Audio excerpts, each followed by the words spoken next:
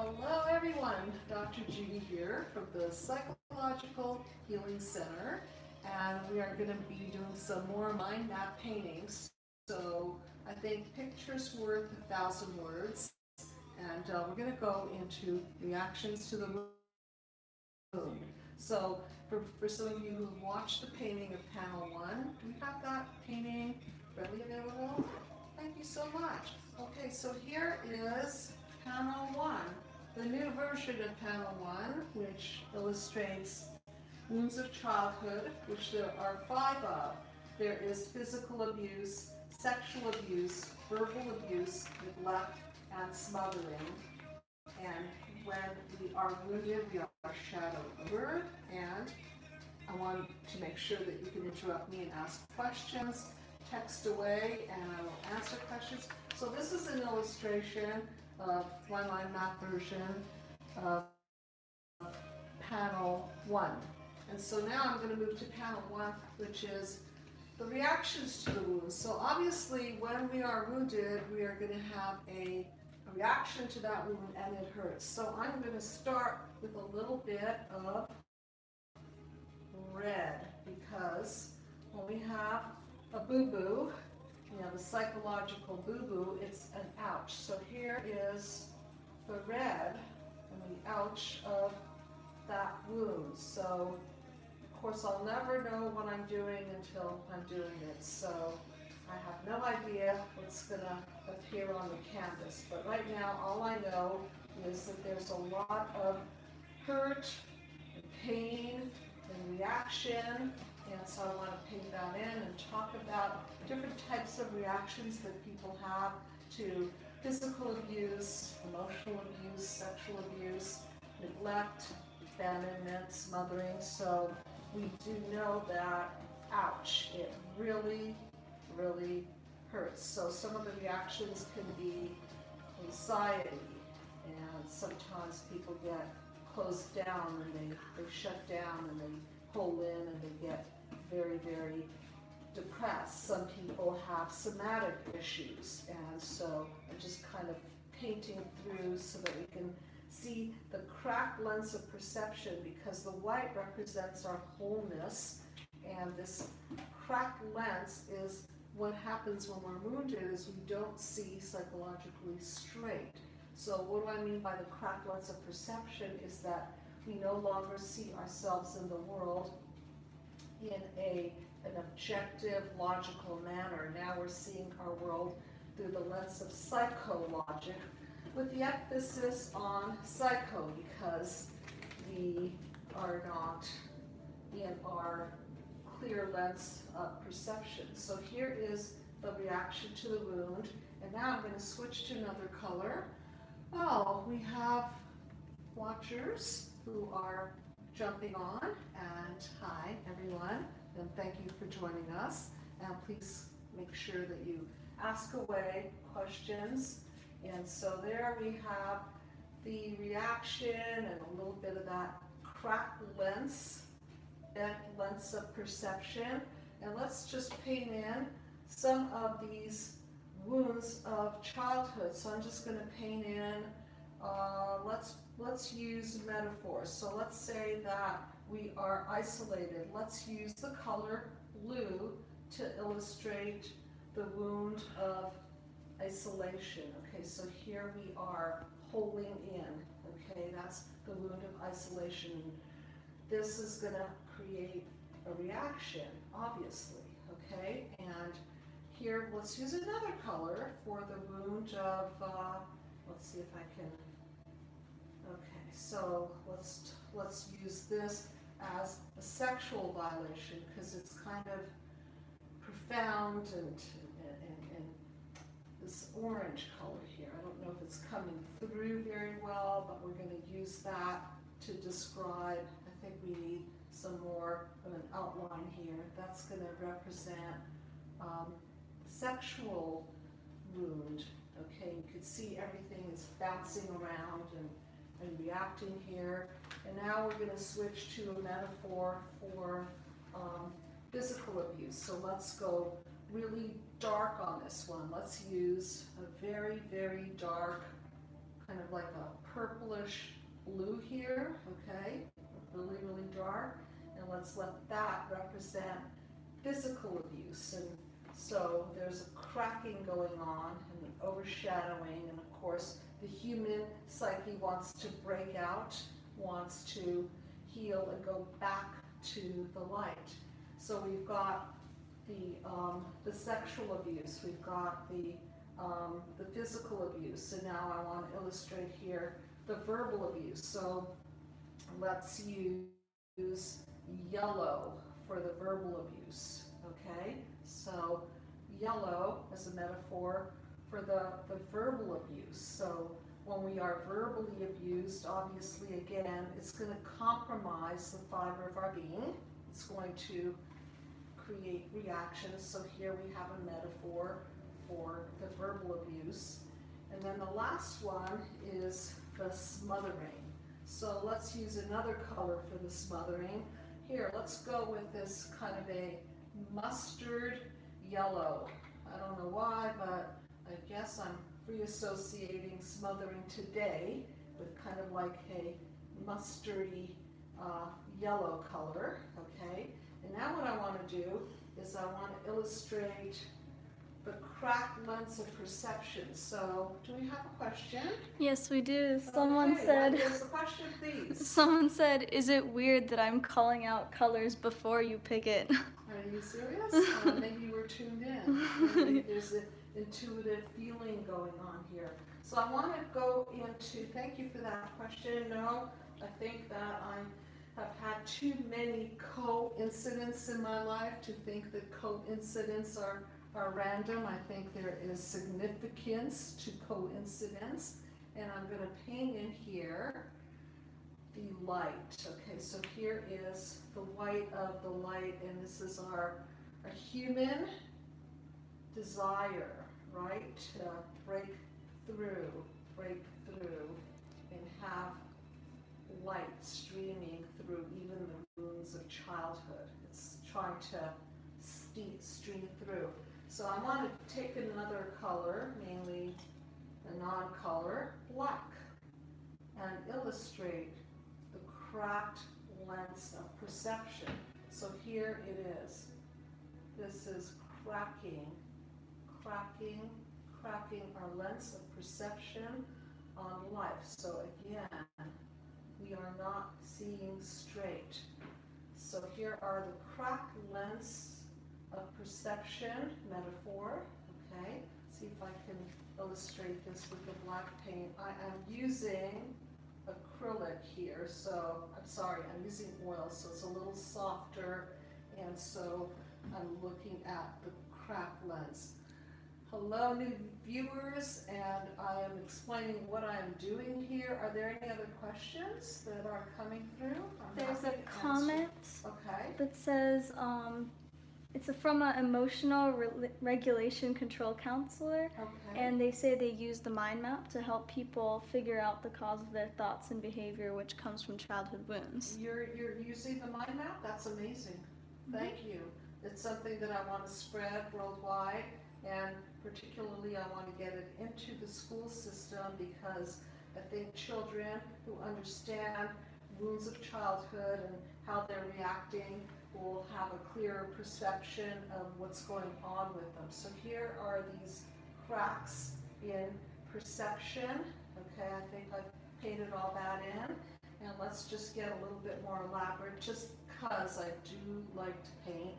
I'm actually enjoying this illustration. So here are the wounds, okay, and sometimes we feel like inside we're mushy, and we harden our shell. You see the defense mechanisms. This is the precursor to our defense mechanisms, because inside we're very soft and vulnerable, but outside we try to defend. So we're not quite defended yet, but we are beginning to at least want to defend.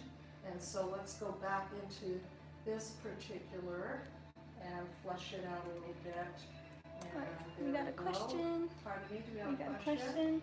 how do we talk with our family of origin about past abuses that they do not see as abuses, that say they're too sensitive and everything is normal? Wonderful question, amazing question. And the answer to that is in a video that I created called "The Herders Cannot Be the Healers." So please do not be surprised if your family of origin is not too keen on the idea of talking about it, because in order for them to talk about it, they would have to open up their own childhood wounds, which I'm just going to outline this a little bit so that you can see the particular wounds, okay, and how we react to them. They're not going to be too interested in opening up that subject. So if you think that you're going to heal through the people who hurt you, please watch my video.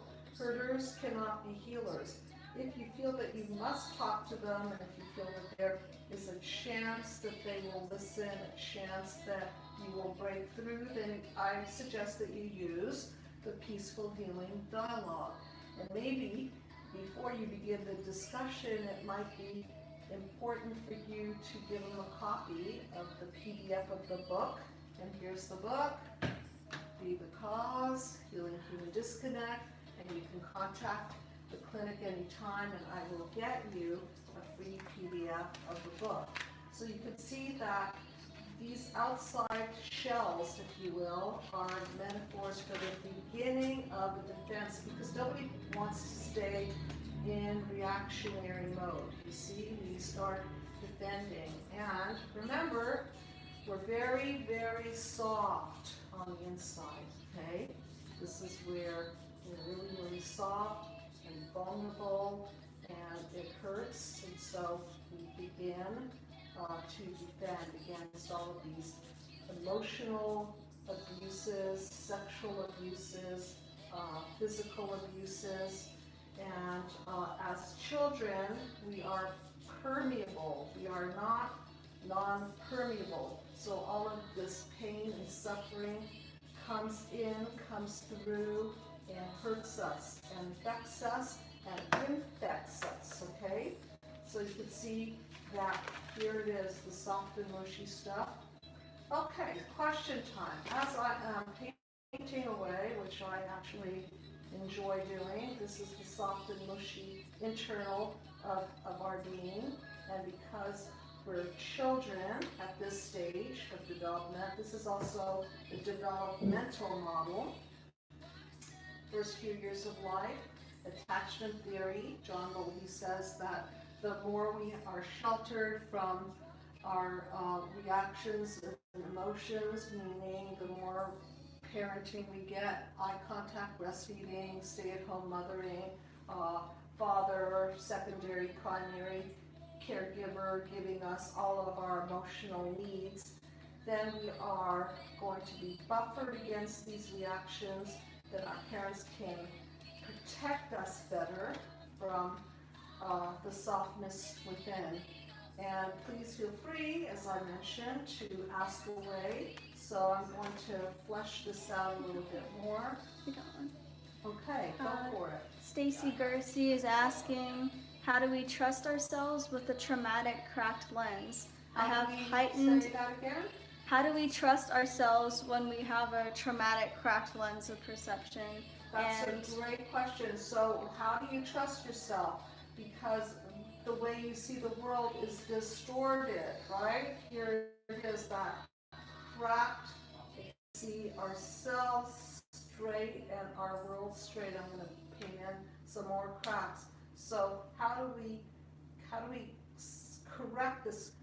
First of all, let me answer it this way. How do we correct the cracked lens of perception? We have to go back to the cause of our wounds, which is the blueprint.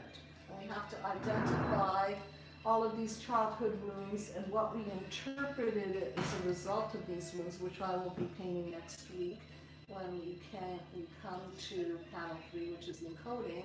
So we have to, number one, say that we encoded off. Okay, so here we go. We encoded off of a bad blueprint. How did that bad blueprint come about? Because our parents were not healed. So as a result of unhealed parents, unfortunately, Now, we psychologically inherit it. We call it psychoinheritance. That's where the psychovirus comes in. And so we have to deconstruct all the lies and misperceptions. Does that make sense? We're deconstructing everything so that we can reveal the truth. So let me go back into the light here. Let me go back into that, and I know my white is now smeared around into all kinds of colors, but let's go maybe into a little bit of yellow and have that represent the light of truth, the truth light. The truth light is the key. So once we're more plugged into the truth, we don't have to buy into the lie. We have to understand what that lie is to understand exactly what it is that we're buying into. That's a long-winded answer to your question. I hope that that answered your question. I just want to paint in a little bit more of these reactions to the wound. So painful, so unprotected. The child again feels very, very dark, unprotected, unsafe in the world. And how do we get to safety? By identifying the lies, not identifying with the lies. Did you hear the difference? Identifying the lies. So if your parents verbally abused you, for example, and called you stupid or called you ugly or said that you weren't worth it or were not lovable, then you have to identify the message, not as a message about you, but more as a message about the poor encoding, the encoding gone wrong, so to speak. Okay, so I know this is kind of an interesting depiction, but here we have it. We've got all of the types of abuse. We've got the light of truth shining through. We've got the cracked lens of perception that begins to clear up. The more the truth is revealed, it begins to clear up. We have a comment. Yes, go ahead. That says, I have a narcissistic mother who can't see the abuse she inflicted on my sister and myself and jokes about it, and she has no empathy or sympathetic feeling. Right. So in your mother's case, she has hardened her defenses. The lack of empathy obviously is going to create a severe disconnect. You can't go in there because she's been wounded, so her reactions are now encrusted with defenses rather than being vulnerable points of entry. We'll get to that in panel number 5 when we talk about defense mechanisms. If your mother is truly walled off, it's because she's been abused, either neglected or smothered or verbally abused or sexually abused or some kind of a physical abuse. You can be assured that her defense mechanism of narcissism, which is a defense mechanism, okay, is a defense mechanism geared toward protecting herself against further pain. So the best protection against pain is, let's just not feel anything. How about that? Let's just kill off feelings, okay? So that's what's so sad, is when the baby goes into these reactive states, then the mother has no ability to connect and empathize and calm down these amygdala reactions. There's no executive person in charge to calm it down and to soothe it down, so then these reactions keep reverberating and eventually turn into symptoms. Again, symptoms of anxiety, depression, somatic symptoms. Okay, so this is pretty much a depiction of the cracked lens of perception, our fight for the light, our fight for the truth, how we react because we're not sheltered from the pain. And when we go back to our narcissistic parents to try to get the empathy, then we usually find that they have none. Why do they have no empathy? Because they have to wall off their defenses. They had to close the walls so they could not feel any further pain, which then leaves the child, of course, even more isolated and in pain until through therapy we start reconnecting to the light and soften all the pain. And this is through mind map work. Okay, we start softening it and breaking it down and creating truth and creating what I call enlightened witnesses to understand what truly happened and the cause behind it. Are there any other questions? And please, if you like this, please like us on Facebook, and I really appreciate people yelping and wonderful reviews on Amazon. The book Be the Cross Healing, Be the Disconnect. You're free to review that on Amazon. And now I'm just painting in the metaphor here that through unconditional love, the most powerful healing force on the planet, we can soften the pain, we can mitigate all of this harshness, all of the redness, and start softening down the reactions to the wound. So please feel free to reach out to me and the wonderful team that I have at the Psychological Healing Center. Thank you for joining me at the Psychological Healing Center and allowing me to express the mind map through the medium of pain. How was that?